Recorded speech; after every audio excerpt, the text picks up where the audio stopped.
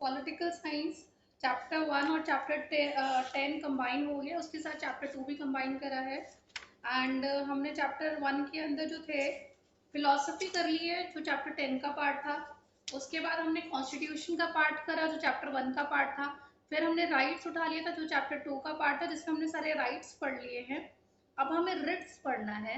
Ritz क्या होता है? जब आपका कोई फंडामेंटल राइट ब्रीच होता है और सुप्रीम कोर्ट या हाई कोर्ट में आप जाते हो, रिक्वेस्ट करते हो कि मेरा फंडामेंटल राइट ब्रीच हुआ है, kindly give me my fundamental right, kindly make it enforceable.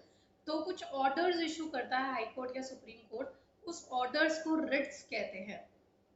ठीक है, उन ऑर्डर्स को रिट्स कहते हैं। एंड आज हम जो है टोटल 5 रिट्स होते हैं, वो पांचों के पांचों रिट्स पढ़ेंगे। ठीक है, सबसे पहला रिट्स होता है हेबस कॉर्पस। ये रिट कहता है कि अगर आपने किसी भी एक्यूज को जेल में बंद किया है, 24 घंटे के अंदर अंदर आपको जो है उस कैदी को, उस अक्यूज को मजिस्ट्रेट के पास, जो आपका नियरेस्ट मजिस्ट्रेट है, उसके सामने विद इन 24 आवर्स आपको उसको प्रेजेंट करना होगा।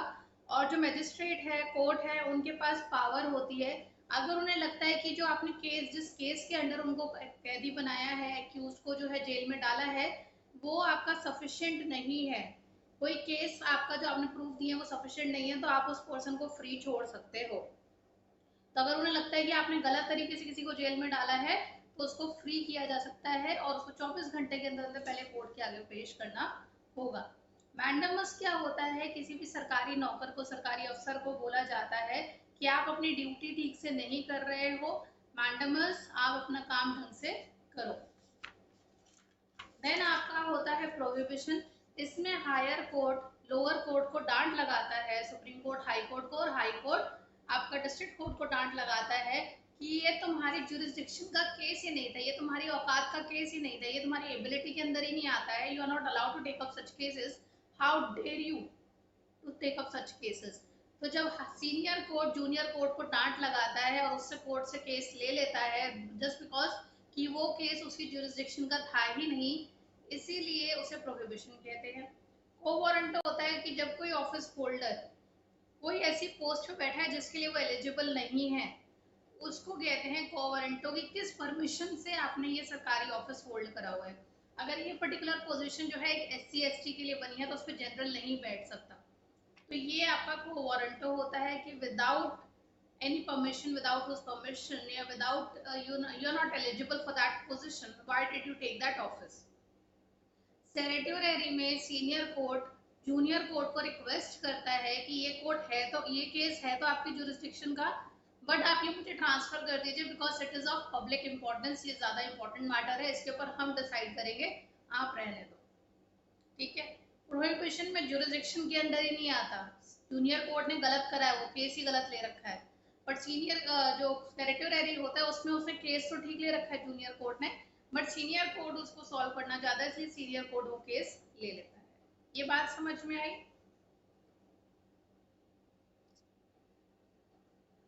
तो ड्यूटी क्या होती है? ड्यूटीज हमारी मॉरल ऑब्लिगेशन होती है, हमारे को फॉलो करनी चाहिए ये चीज़ें, मॉरल वैल्यूज एक तरह से होती है।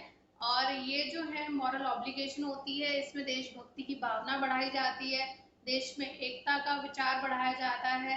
एंड ये 4A, पार्ट 4A जो है हमारा फंडामेंटल ड्यूटीज है, बनवाकर में याद रखना।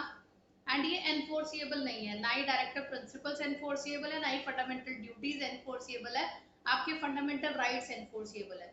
मतलब कि अगर आपके फंडामेंटल राइट्स को फॉलो नहीं करा जा रहा है तो आप कोर्ट जा सकते हो, और फंडामेंटल ड्यूटीज अगर फॉलो नहीं कर रहे हो, डायरेक्टिव प्रिंसिपल फॉलो नहीं कर रहे हो, तो कोई आपको कोर्ट नहीं लेके जाएगा। तो ये हमारी टोटल 10 ड्यूटीज थी पहले। पर बाद में 86 अमेंडमेंट जो आया, वो आपको 1 मार्क में याद रखना, 86 अमेंडमेंट जो आया तो हमारी टोटल 11 ड्यूटीज बन गई। हमारी पहली ड्यूटी है कि अपने संविधान को फॉलो करो, उसको फॉलो, जितने भी हमारे सरकारी संस्थान हैं उनकी इज्जत करो, उनकी रिस्पेक्ट करो, अपने झंडे की रिस्पेक्ट करो, अपने जनगणमन नेशनल एंथम की रिस्पेक्ट करो। उसके बाद हमारे जो फ्रीडम फाइट रही है, नेशनल स्ट्रगल रहे हैं, उनको चेरिश करो।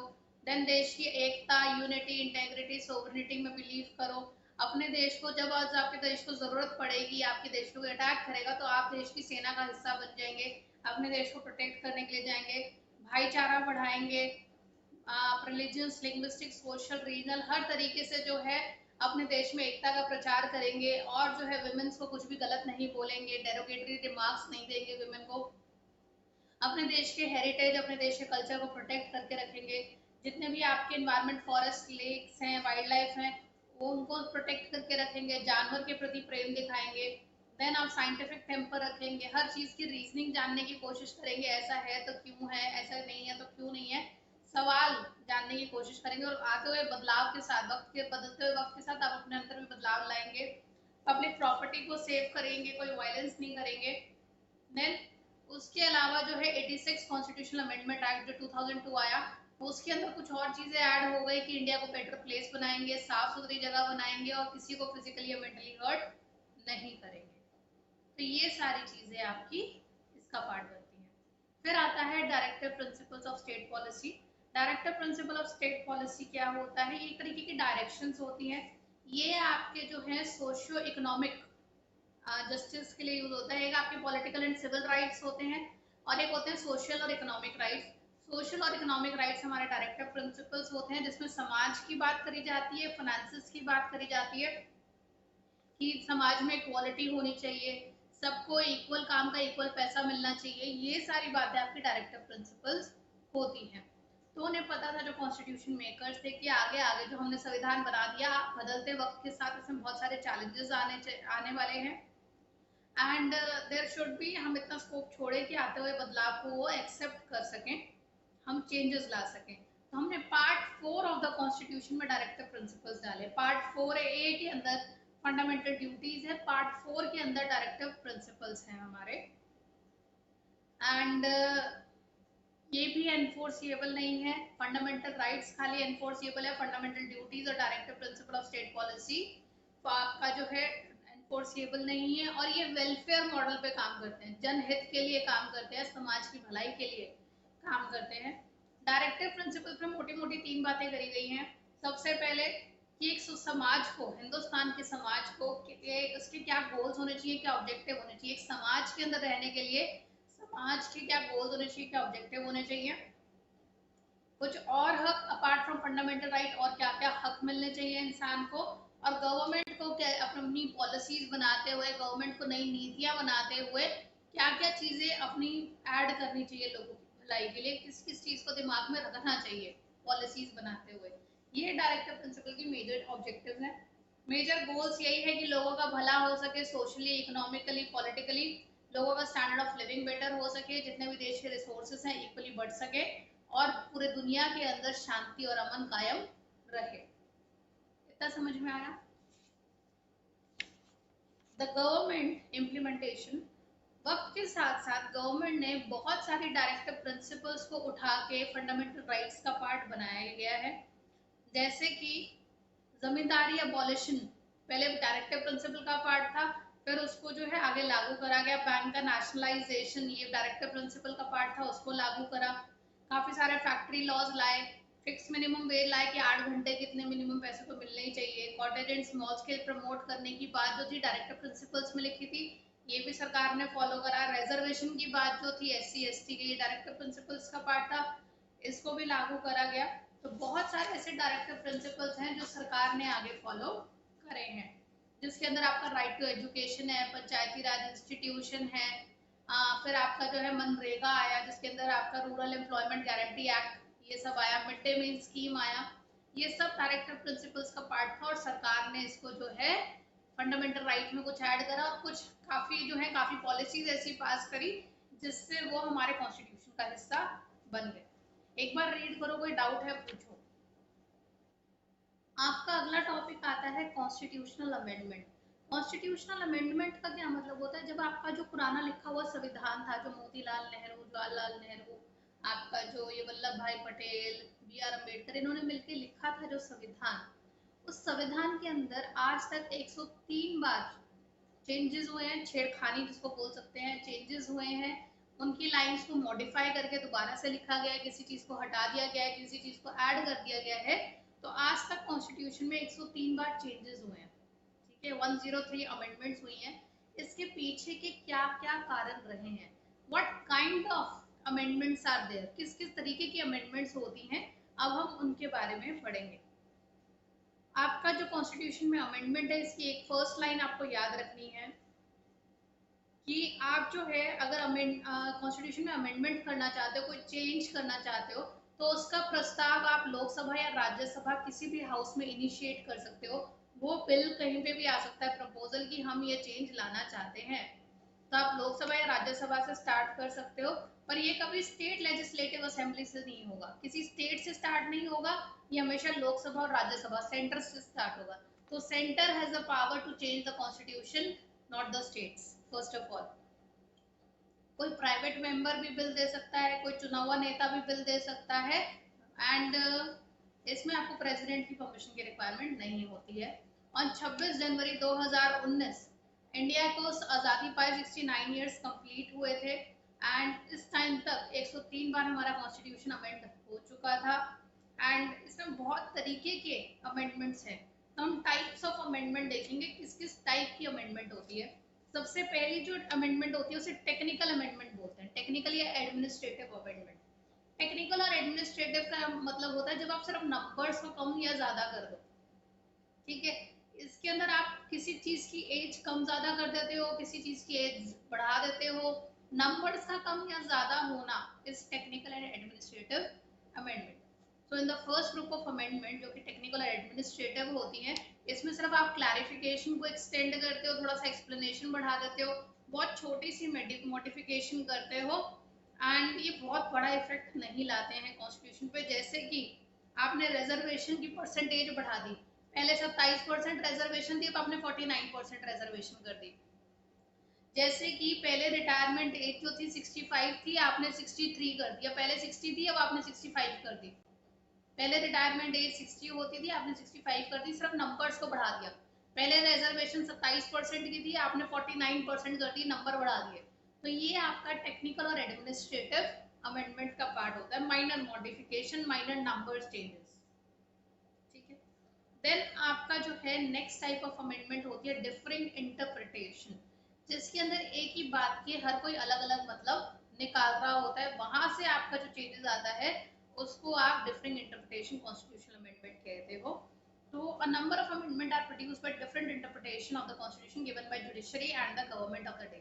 हमेशा क्या है, एक झगड़ा रहता है कि पार्लियामेंट बड़ा है, पार्लियामेंट होता है लेजिस्लेचर, वो बड़ा या जुडिशरी बड़ी, ये दोनों आपस में लड़ते रहते हैं।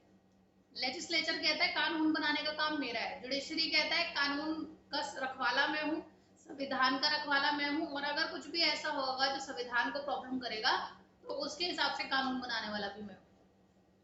तो एक ही बात की पार्लियामेंट जो लेजिस्लेचर है वो कुछ डेफिनेशन देता है, और जो आपका जुडिशरी है वो कुछ डेफिनेशन देता है, इस बात पे झगड़ा चलता रहता है, ठीक है। तो पार्लियामेंट अपने हिसाब से, अपनी इंटरप्रिटेशन के हिसाब से कॉन्स्टिट्यूशन में कुछ बदलाव ले आता है, कुछ लिख देता है, और वहीं पर जुडिशरी जो है उसी बात को किसी और तरीके से कह के उसमें चेंज ले आती है। तो इसमें जो था आपका राइट टू प्रॉपर्टी को लेके एक बहुत बड़ा मुद्दा आया था, Keshav Nanda Bharti case.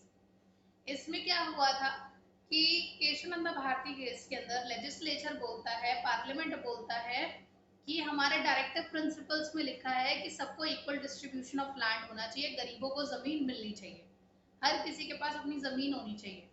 But actually में क्या हो रहा था, कुछ लोगों के पास तो बहुत एकड़ ऑफ जमीन थी और बहुत सारे लोगों के पास बिल्कुल जमीन नहीं थी। तो वहीं पे कॉन्स्टिट्यूशन जुडिशरी कहता है कि देखो भाई, राइट टू प्रॉपर्टी तो आपका फंडामेंटल राइट है, तो हर किसी को हक है, वो जितनी प्रॉपर्टी रखना चाहे रख सकता है। तो इसके ऊपर झगड़ा चल रहा था। तो पार्लियामेंट कहता था, लेजिस्लेचर कहता था कि अमीरों के पास जो ओवर प्रॉपर्टी है वो छीन के गरीबों को दो, और जुडिशरी कहता था नहीं, मैं ऐसा नहीं होने दूंगा। तो फाइनली केशव नंदा भारती केस आया, जिसके अंदर ये डिसाइड हुआ कि समाज का भला जो है दो या चार लोगों के भले से ज्यादा इंपॉर्टेंट है। तो हम जो है फ्यू लोगों के इंटरेस्ट को ना देख के समाज के इंटरेस्ट को देखेंगे, डायरेक्टिव प्रिंसिपल्स को ज्यादा देखना जरूरी है। तो उन्होंने जो है फंडामेंटल राइट में से राइट टू प्रॉपर्टी को कट करा, एंड जो अमीर लोग थे जिनको बहुत सारी प्रॉपर्टी थी, उनके पास एक सर्टेन अमाउंट ऑफ प्रॉपर्टी छोड़ी, बाकी प्रॉपर्टी लेके गरीब लोगों में बांटी। तो ये डिफरिंग इंटरप्रिटेशन का एग्जाम्पल बन जाता है। Then amendment through political consensus, काफी सारे ऐसे अमेंडमेंट्स रहे हैं जिसके अंदर लोकसभा और राज्यसभा के सारे मंत्री ने साइन करा, ठप्पा लगाया, सबकी हाँ थी, और वो बिल पास हो गया। तो thirdly there is another large group of amendment which have been made as a result of consensus among political parties, जो सारी political parties ने agree करा और इस बिल को पास करा। एंड इसके अंदर भी काफी सारे चेंजेस लाए, जिसके अंदर सबसे बड़ा था anti defection law amendment 52 and 91 and 61st amendment. Okay, तो जो आपकी 52nd एंड 91st अमेंडमेंट थी, 1 मार्कर में याद रखना, वो एंटी डिफेक्शन के लिए थी। एंटी डिफेक्शन होता है कि इलेक्शंस हुए आपके इलाके से, आपकी पार्टी से, जैसे कि कोकल ढिल्लो है वो हरिनगर से जीत गई, ठीक है, कोकल ढिल्लो जो है अभी आम आदमी की है, ठीक है, या टेक इट अदरवाइज, पहले जो कोकल ढिल्लो थी वो कांग्रेस पार्टी की थी। कांग्रेस पार्टी में रहते रहते ही जैसे ही उसके वोट्स आए, अच्छे कुछ आए, उसने वो फट से आम आदमी पार्टी का हिस्सा बन गई, ठीक है। तो तुम फेमस तो कांग्रेस पार्टी की वजह से हुई हो, सब कुछ नाम तुम्हारा कांग्रेस पार्टी की वजह से चला, और फायदा मिलते साथ ही तुम आम आदमी पार्टी के अंदर मूव कर गए। तो ये एक तरह का आपने अपनी जो प्रीवियस पार्टी है उसको धोखा दिया और आप शिफ्ट कर गए। तो ऐसी धोखाधड़ी बहुत ज्यादा होती थी। इस धोखाधड़ी को रोकने के लिए एंटी डिफेक्शन लॉ बनाया पॉलिटिकल पार्टीज ने, कि अगर कोई नेता इस तरह से करता है, अगर एक सेकेंड, तो अगर किसी का इस तरह से कोई धोखा देता है तो उसको डिफेक्टेड बोलेंगे कि ये डिफेक्टेड माल है, और उस पर एंटी डिफेक्शन लॉ लगा के, तो anti defection law 52nd and 91st amendment है, 1 मार्कर के लिए याद रखना है। 61st अमेंडमेंट जो है, अब वोटिंग राइट जो दिए गए थे उसमें 21 से 18 एज कर दी गई थी। दो ये जो है अगेन टेक्निकल और एडमिनिस्ट्रेटिव भी कह सकते हैं, बट इसको जो है इसके अंदर डाला गया है बिकॉज इसके लिए पॉलिटिकल कंसेंसस हुआ था। सबने मिलकर इस बात के लिए वोटिंग करी थी कि पहले वोटिंग एज 21 साल थी, उसको 18 कर दो ताकि ज्यादा से ज्यादा लोग वोट डाल सके। देन 73 एंड 74th अमेंडमेंट जो थी, जिसके अंदर पंचायती राज की बात करी गई और म्यूनिसिपैलिटी की बात करी गई, वो भी आपका जो है पॉलिटिकल कंसेंसस अमेंडमेंट का पार्ट है। तो 3 टाइप्स हमने पढ़ ली, पहली थी टेक्निकल और एडमिनिस्ट्रेटिव, दूसरी थी डिफरिंग इंटरप्रिटेशन जिसमें हर कोई अपनी अपनी इंटरप्रिटेशन दे रहा है, लेजिस्लेचर भी और जुडिशरी भी। तीसरा आपका पॉलिटिकल कंसेंसस होता है जिसमें सारे नेता मिलके हाँ करते हैं, जिसमें 52nd एंड 91st आपका जो है एंटी डिफेक्शन है। 61st आपका जो है सेकंड 21 की एज से 18 की एज थी, पेपर में आ जाएगा कौन सी अमेंडमेंट एक्ट के अंडर जो है वोटिंग एज 21 से 18 साल करी गई। इसका आंसर है 61st। आपका जो है एंटी डिफेक्शन जो है 52nd एंड 91, 1 मार्कर में पूछेंगे, ये टीचर्स मजे लेते हैं। एंड 73 एंड 74th आपका जो है पंचायती राज और rural urban local bodies municipalities के लिए है। देन कुछ होती है आपकी कंट्रोवर्शियल अमेंडमेंट, जो कि बहुत ज्यादा हो हल्ला होता है, जिसके ऊपर बहुत बहसबाजी होती है और जो अपने आप में बहुत बड़ी होती है। तो केशव नंदा भारती केस फिर से है controversial amendment. During the period of 1970 to 1980 बहुत सारी ऐसी कंट्रोवर्सीज होती है, ऐसी अमेंडमेंट हुई थी जो बहुत ज्यादा कंट्रोवर्शियल थी। ये एक ऐसा टाइम था जब इंदिरा गांधी पावर में थी, एंड इंदिरा गांधी अपने आप को पावर में बनाए रखने के लिए ऐसी ऐसी अमेंडमेंट पास कर रही थी जिसने जुडिशरी की पावर को कम कर दिया था, जिसने ऑपोजिशन की पावर को बिल्कुल खत्म कर दिया था। जैसे क्योंकि इंदिरा गांधी ने कुछ इस तरह से करा था, वोट्स पाने के लिए उसने सरकारी गाड़ी यूज करी थी, जो कि अलाउड नहीं है। इलेक्शन टाइम पे आप कैंपेन करने के लिए कोई सरकारी व्हीकल यूज नहीं कर सकते हो। उसने सरकारी व्हीकल यूज करा जिसके द्वारा वो जीती हुई जा रही थी। तो किसी ने क्वेश्चनिंग कर दी कि इसने सरकारी व्हीकल यूज करा तो मतलब ये डिस्क्वालीफाई हो गई, इसको आउट करो। तो अपने आप को बचाने के लिए इसने रातों रात प्रेसिडेंट से इमरजेंसी के पेपर्स पे साइन करवाया, पूरे देश में इमरजेंसी लगवा दी, और प्रिवेंटिव डिटेंशन के अंडर जितने भी बीजेपी पार्टी वाले थे, जनता दल वाले थे, दूसरी ऑपोजिशन पार्टी वाले थे, उन सबको उठा के जेल में डलवा दिया कि मेरे ऑपोजिशन में कोई ना रह जाए। फिर उसने कॉन्स्टिट्यूशन में ऐसे ऐसे चेंजेस ले आए कि लोकसभा का टर्म 6 साल का हो गया, जुडिशरी की पावर बिल्कुल खत्म कर दी, और बहुत सारे वो चेंजेस 42nd अमेंडमेंट के अंदर लेकर आ गई थी, जिससे पूरा कॉन्स्टिट्यूशन उसने रीराइट कर दिया था। That was a controversial amendment. तो बहुत सारे कंट्रोवर्शियल अमेंडमेंट्स वो लेकर आई। फिर उसका समय जब खत्म हुआ, उसका कार्यकाल जब खत्म हुआ, या वो इलेक्शंस जब 1976 में हार गई थी, उसके बाद उन चीज़ों को रिवर्स किया गया। तो ये भी आपका जो है कंट्रोवर्शियल अमेंडमेंट का पार्ट है। तो 4 तरीके की अमेंडमेंट्स देखी गई हैं, technical, differing interpretation, political consensus and controversial amendments. एक बार इनको देखो, ये आपको पेपर क्वेश्चन जो है पेपर में आ सकता है। रीड। अगला पार्ट थोड़ा सा ट्रिकी पार्ट है, इन्होंने इस चीज को अमेलगमेट कर दिया है, कॉन्स्टिट्यूशनल अमेंडमेंट प्रोसेस, कि आप संविधान के अंदर जो अमेंडमेंट लाते हो वो उसके प्रोसेस क्या है। उसके लिए हमने पहले पढ़ा था simple majority, special majority, special majority with state legislature, उसी को एक फर्दर मैं डिफाइन करती हूँ। जब भी आप कॉन्स्टिट्यूशन में बदलाव लाओगे उस पे लगता है आर्टिकल 368, 1 मार्कर में याद रखना। पॉल साइंस के स्टूडेंट्स हो, अब आपको थोड़े से आर्टिकल्स, थोड़े से पार्ट, ये शेड्यूल, ये सब चीजें याद करनी पड़ेंगी, थोड़ा सा लेवल बढ़ जाता है। Few numbers you have to learn. तो जब भी आप कॉन्स्टिट्यूशन के अंदर चेंजेस लाते हो तो आर्टिकल 368 स्टार्ट होता है। एंड जब भी आपको कॉन्स्टिट्यूशन में चेंज लाना है तो उसका बिल जो है, चाहे आप लोकसभा में ले जाओ चाहे आप राज्यसभा में ले जाओ, पर स्टेट से कभी इनिशिएट नहीं होगा। कॉन्स्टिट्यूशन का चेंज हमेशा सेंटर से स्टार्ट होता है, स्टेट से स्टार्ट नहीं होता। सेकेंड, कोई भी प्राइवेट मेंबर या फिर मिनिस्टर बिल पेश कर सकता है। प्राइवेट मेंबर का मतलब है वो मंत्री जिसको कोई सीट नहीं मिली हुई, जिसको जो है वोट में जो इलेक्शंस हुए थे तो वोट में कुछ वोट हासिल नहीं हुए उसको, कुछ इलेक्शंस में कुछ जीता वीता नहीं वो, पर वो मंत्री है। तो खाली मंत्री होना है मेक्स यू प्राइवेट मेंबर। वहीं पे अगर आप किसी पोस्ट पे, किसी सीट पे आप इलेक्टेड हो, that makes you a minister. ठीक है, तो मिनिस्टर और प्राइवेट मेंबर इन दोनों में से कोई भी बिल ला सकता है और आपको जो है प्रेसिडेंट की अप्रूवल की जरूरत नहीं है, आप सीधा जो है सीट के ऊपर आप जो है लोकसभा या राज्यसभा में बिल इंट्रोड्यूस कर सकते हो। ज्यादातर मिनिस्टर की बात सुनी जाती है, प्राइवेट मेंबर की बात नहीं सुनी जाती। देन आपको जो है अमेंडमेंट के लिए स्पेशल मेजोरिटी चाहिए होती है। स्पेशल मेजोरिटी कैसे होगी, जितने आपके लोग उस दिन प्रेजेंट हैं, प्रेजेंट का 2/3 एंड टोटल हाउस का 50%, ये वर्ड याद रखना। जितने लोग उस दिन आए हैं उसमें से 2/3 लोग क्या उस बिल के लिए अग्री कर रहे हैं कि नहीं कर रहे हैं। 2/3 का मतलब है अगर 300 लोग आए हैं उस दिन, जिस दिन वोटिंग है, जिस दिन इस बिल की बात हो रही है और वोटिंग होनी है, उस वोटिंग वाले दिन अगर टोटल 500 में से आपके 300 लोग आए हैं, जितने लोग प्रेजेंट हैं, अगर टोटल हाउस की स्ट्रेंथ 545 है और उस दिन 300 लोग प्रेजेंट हैं, तो 300 का 2/3 हो गया 200 पीपल।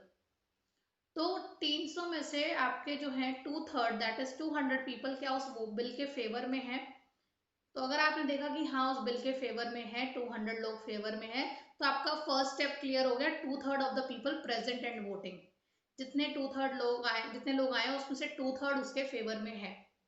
उसके बाद आपका जो टोटल हाउस है 545 मेंबर्स का, तो उसके अंदर से आपके 272 लोग, 50% ऑफ द टोटल हाउस का मतलब 272 लोग क्या उस बिल के फेवर में हैं या नहीं है।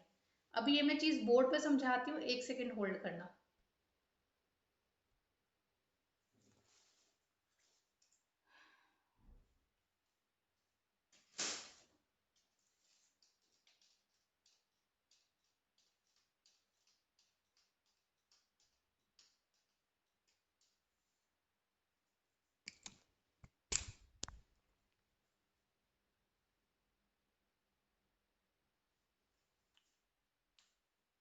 हमारा टॉपिक है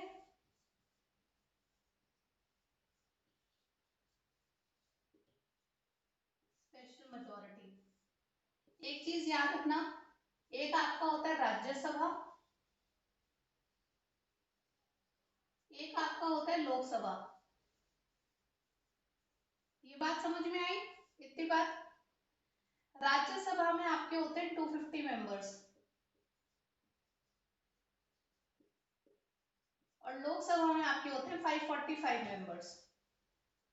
ठीक है, अब स्पेशल मेजोरिटी के लिए फर्स्ट स्टेप क्या होता है, स्टेप 1, आपका स्टेप 1 होता है प्रेजेंट एंड वोटिंग, कि जिस दिन बिल के बारे में डिस्कशन होनी है, जिस दिन वोटिंग होनी है, उस दिन कितने लोग आए हैं और कितने जो है वोट डाल रहे हैं। तो जैसे लेट्स सपोज 250 लोग टोटल आने चाहिए थे पर उस दिन 150 लोग आए, उस दिन 150 लोग आए, 250 टोटल आने चाहिए थे, उस दिन 150 आए, तो इसका 2/3 लेंगे। ठीक है, 2/3 करके हमने देखा कितने लोगों का मिनिमम हमें साइन चाहिए, 100। तो लेट सपोज हमें उस दिन 100 लोगों के साइन मिल गए, 100 लोगों ने बोला yes we agree with the change, we agree with the bill. तो स्टेप 2 हम देखते हैं, टोटल हाउस, जो कि टोटल हाउस होता है, टोटल हाउस 50%, टोटल हाउस का 50% हो गया 250 का 50%, 126, 1 to 5.5 होता है, ठीक है, 1 to 5 नहीं, 1 to 5 पूरा ही हो जाता है, ठीक है। तो 125 मेंबर्स किसके लिए हाँ कर रहे हैं, इस 125 में से हमें टोटल 100 तो यस आ चुकी हैं, हमें कितनी और यस चाहिए, 25 और यस चाहिए। 25 और यस आते ही ये जो बचे हुए लोग थे, जो 250 में से तो यहाँ पे 150 आया, रिमेनिंग जो 100 लोग रह गए थे उनमें से कोई 25 लोग हाँ कर दें तो हमारा 125 वाला क्राइटेरिया भी पूरा हो जाएगा। तो टोटल हाउस का 50% भी हमें मिल जाएगा, 25 लोग अगर हमें हाँ कर दें, और आपका जो है जितने लोग आए हैं उस दिन उनका 2/3 चाहिए होता है। ये बात समझ में आई कि नहीं आई?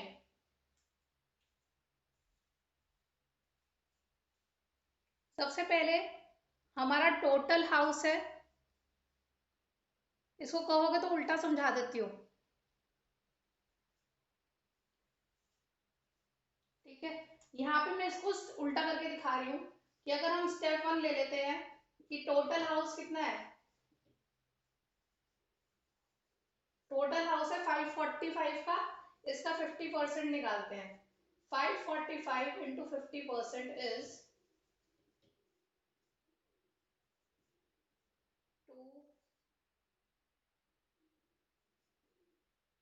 272.5, जो बन जाता है 273। हमें टोटल 273 लोगों की हाँ चाहिए, पर जिस दिन इलेक्शन हुआ, जिस दिन वोटिंग हुई, नॉट इलेक्शन, जिस दिन वोटिंग हुई उस दिन देखते हैं कितने लोग आए और कितना क्या है। लेट्स सपोज 545 के अंदर से हमारे 300 लोग प्रेजेंट थे उस दिन, लेट्स सपोज 300 लोग प्रेजेंट थे, तो इसका 2/3 निकालेंगे,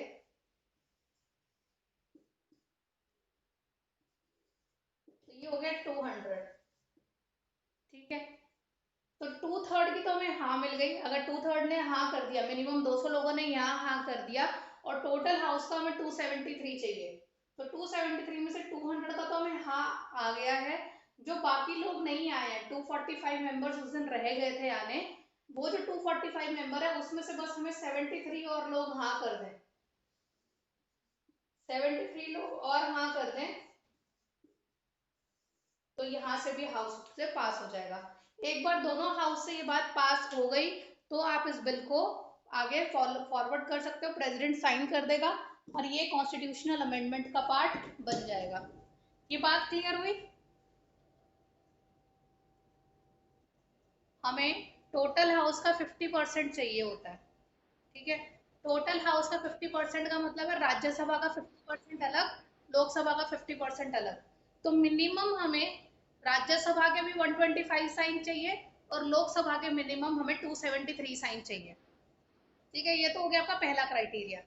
सेकंड क्राइटेरिया होता है जिस दिन वोट देने के लिए बुलाया, बुलाया तो 250 उसके थे और 545 दोनों हाउसेस के बुलाए थे, पर सारे आए नहीं, छुट्टी मार गए, थोड़े बहुत लोग छुट्टी मार गए, तो जो आए हैं उनमें से 2/3 लोग क्या कह रहे हैं वो भी जानना जरूरी है। जो लोग आए हैं उनका 2/3, अगर जो लोग आए हैं और उनका 2/3 नहीं हुआ तो बिल कैंसिल हो जाएगा, बिल कैंसिल। हमें ये दोनों, ये पूरा लिखने के लिए नहीं आएगा, ये सिर्फ मैं समझा रही हूँ कि 2/3 ऑफ द प्रेसिडेंट वोटिंग और टोटल हाउस का 50% होता क्या है। बिकॉज सी देखो, आप ह्यूमैनिटीज के स्टूडेंट हो, आप में से कोई हो सकता है पॉल साइंस आगे परस्यू करेगा फर्दर, कोई लॉयर बनना चाहेगा, कोई पॉल साइंस फर्दर करेगा, कोई कॉन्स्टिट्यूशन की तरफ मूव करेगा, कोई पार्लियामेंट की तरफ हो सकता है कोई मूव करे, उसके लिए ये नॉलेज बहुत ज़रूरी है। And as a citizen of the country भी आपको पता होना चाहिए कि हिंदुस्तान में कैसे काम हो रहा है लोकसभा और राज्यसभा में। तो ये as a part of basic knowledge है। आपको आंसर राइटिंग के अंदर तो सिर्फ ये लिखना होगा 2/3 of president voting and total house का 50%, बस, इसके अलावा कुछ नहीं लिखना होगा।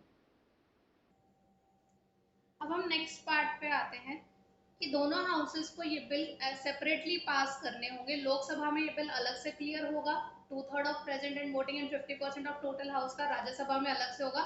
दोनों हाउस से जब ये क्लियर हो जाएगा तो जाके ये प्रेसिडेंट के पास साइन होने के लिए जाएगा। अगर आपका कोई कॉन्स्टिट्यूशन का हिस्सा, अगर आप कॉन्स्टिट्यूशन के अंदर ऐसा कोई बदलाव लाने वाले हो जो यूनियन लिस्ट, स्टेट लिस्ट या कॉन्करेंट लिस्ट को छेड़ता है, ठीक है, आप कोई भी ऐसा चेंज लाने वाले हो जो फेडरल यूनिट को चेंज करता है, फेडरल प्रोविजन को, मतलब फेडरल प्रोविजन का मतलब है स्टेट लिस्ट, यूनियन लिस्ट या कॉन्करेंट लिस्ट के अंदर कोई चेंज लाने वाले हो, तो उसके लिए आपको स्टेट लेजिस्लेचर की भी हाँ लेनी पड़ेगी। उसका जो है आपको 50% टोटल हाउस का यस लेना पड़ेगा, ठीक है।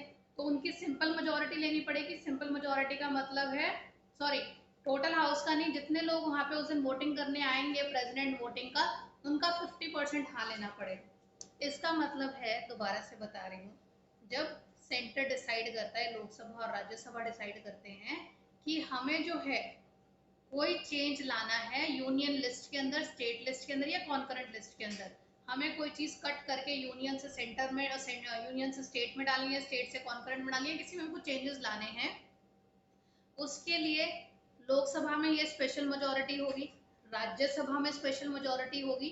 ये दोनों क्लियर होने के बाद आप स्टेट लेजिस्लेचर्स के पास जाओगे, जो स्टेट के लेजिस्लेचर होते हैं, और उनसे जो है प्रेसिडेंट वोटिंग का सिंपल मेजोरिटी लोगे। उन्हें कहोगे कि आप लोग भी हाँ कर दो, हमें जितने लोग आए हो, सबकी नहीं चाहिए हाँ, जितने लोग आए हैं उनका जो है प्रेजेंट वालों का 51% प्रेसिडेंट वोटिंग का यस हमें चाहिए। जब आप हाँ कर दोगे तो ही हम स्टेट लिस्ट, यूनियन लिस्ट या कॉन्करेंट लिस्ट में चेंजेस ला सकते हैं, वरना हम नहीं ला सकते। ये बात समझ में आई? जब स्टेट लेजिस्लेचर हाँ कर देती है, जब स्टेट लेजिस्लेचर सिंपल मेजोरिटी दे देती है कि चल हम सारे नहीं जा रहे वोट डालने के लिए, थोड़े बहुत जाके वोट डालाते हैं, जो थोड़े बहुत गए हैं उसमें से 51% लोग जो हैं अगर हाँ कर देते हैं तो आपका वो बिल क्लियर हो जाता है। एक बार वो बिल क्लियर हो जाए उसके बाद प्रेसिडेंट का ठप्पा लग जाता है। प्रेसिडेंट जो है विदहोल्ड कर सकता है, उसको पॉकेट वीटो कर सकता है, और ये प्रेसिडेंट की मर्जी होती है। प्रेसिडेंट के हाँ करने के बाद वो बिल जो है एक्ट बन जाता है, वो बिल लॉ बन जाता है, उस बिल को कानून बना देते हैं कि हाँ ये एक्सेप्टेबल है। एक बार पढ़ के देखो, कोई डाउट हो तो पूछ। ठीक है, तो फिर आज के लिए इतना ही रखते हैं। इसके क्वेश्चंस आप लोगों ने एक बार देखने हैं, और क्वेश्चंस को रीड करना, इसी नोट्स के साथ मैंने आपको क्वेश्चंस दिए हैं। कोई डाउट होता है तो मुझसे पूछो, नहीं तो नेक्स्ट क्लास के अंदर मैं सारे क्वेश्चंस एक बार फास्ट करवा दूंगी, ठीक है। फिर हम chapter number 3 election and representation करेंगे, ठीक है। बाय।